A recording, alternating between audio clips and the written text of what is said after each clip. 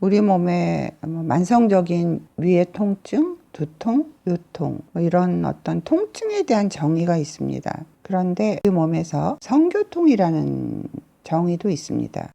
깊은 사랑을 나눌 때 계속 통증이 있는 것이죠. 통증이 아주 경미한 정도에서부터 경련성 통증까지를 다양하게 겪고 계시는 분들이 있습니다. 그래서 경련성, 질경련까지 가는 정의하는 것은 질 안에 어떤 통증이 아주 심해서 생각만 하기만 해도 온몸에서 식은땀이 나고 통증이 심하게 느끼게 되는 것이죠. 이런 질경련 범주에 있는 것도 있고요. 그냥 왠지 늘상 쓰리고 따갑고 아프다 이런 경증, 왠지 뭔가 이상한 느낌이 있다 이런 것들도 있습니다. 그래서 1차성이랑 2차성으로 나눌 수 있는데 1차성이라는 것은 어떤 원인도 없어요. 그리고 2차성은 예를 들어서 대표적인 예가 폐경이거든요. 폐경이 되면 여성의 호르몬이 없기 때문에 건조증과 외음부 통증, 걸어 다닐 때도 힘들어요. 뻑뻑해지는 느낌 이런 것들을 호소하십니다. 당연히 아주 건조하고 외음부의 퇴화가 이루어지기 때문에 통증을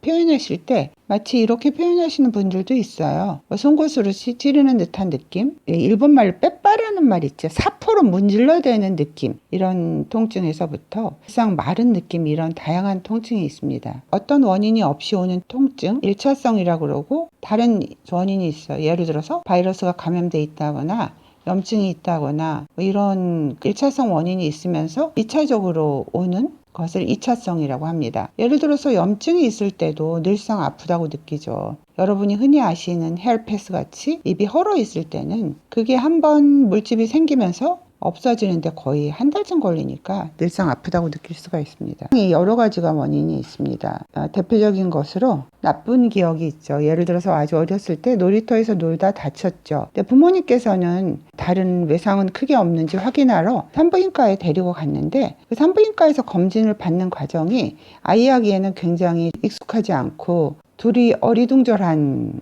상황이 벌어지는데 그 상황에서 강압적인 아이는 좀 시간을 끌어서 진찰을 받아야 하는데 빨리빨리 해.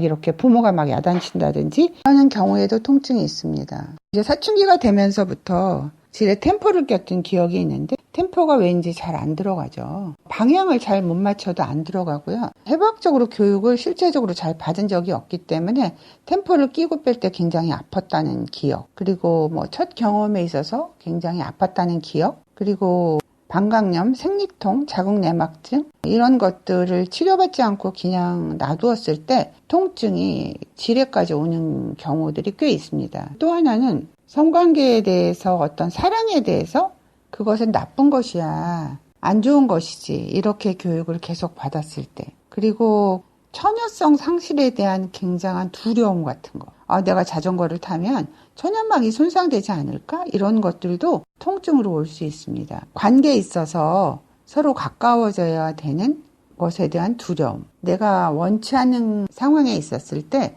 내가 노라고 말하는 거에 대해서 별로 말할 수 없는 상황이 있었을 때, 또한 그 문화적인 것에 의해서도 이루어질 수가 있습니다. 종교적으로 굉장히 가정교육에 있어서 엄격한 분위기에서 자란 경우에도 질경련 같은 통증을 호소하는 경우가 있습니다. 임신에 대한 두려움, 결혼한 여성 중에서 임신에 대한 두려움을 통증으로 표현하는 경우도 있죠. 감염에 대한 두려움, 내 몸에 뭔가 들어온다는 거에 대한, 이것 때문에 내가 염증이 생기지 않을까 하는 두려움, 경련성 통증이나 통증으로 표현되는 경우가 있고요. 그 외에 다양한 신체적인 원인이 있어요. 실제로 여성 중에서는 질 입구가 상당히 좁으신 분들도 있어요. 그런 경우에는 통증이 상당히 심할 수도 있죠. 통증이 있으면은 질벽의 퇴화라든지 혈액순환의 저하, 세포의 퇴화 등이 동반되는 경우도 있고요. 또한 그 질벽 주변의 조직의 근육이라든지 점막 등이 굉장히 이렇게 생각만 하기만 해도 수축되는 그 작용이 일어나는 경우가 있습니다. 예를 들어서 우리가 소아과에 아이를 데려가서 소아과 선생님이 입을 벌려봐 했을 때 그때부터 울면서 식은땀을 흘리는 아이들도 있잖아요. 그렇듯이 질에 대해서 생각만 하기만 해도 질의 어떤 모든 근육이나 점막들이 수축되고 통증을 유발하는 경우가 있습니다. 그래서 치료의 고울은 뭐냐면 안 아픈 것을 경험하게 해주는 것이죠. 그래서 폐경이 돼서 퇴화가 돼 있으면 퇴화된 조직들을 다 재생시켜 줘야만 합니다. 그리고 염증이 있으면 분명히 염증을 제대로 치료해야 되죠. 염증이 제대로 치료되지 않으면 악순환, 비쇼스 사이클을 만들어냅니다. 조금 좋아진 것 같으면 그냥 또 내치과려 두고 다시 통증이 반복되는 것이죠. 질의 통증이 만성 통증으로 되기 전에 모든 질환은 조기에 치료하는 것이 치료가 빠르겠죠. 그래서 1번은 안 아프게 하는 것을 환자가 경험하게 해주는 것입니다. 세포가 퇴화되거나 떨어졌을 때 치료하는 방법에는 고주파나 하이프라든지 프락셀 레이저 등에 의해서 재생하는 치료, 초음파, 플라즈마 등을 이용해서 질벽의 재생을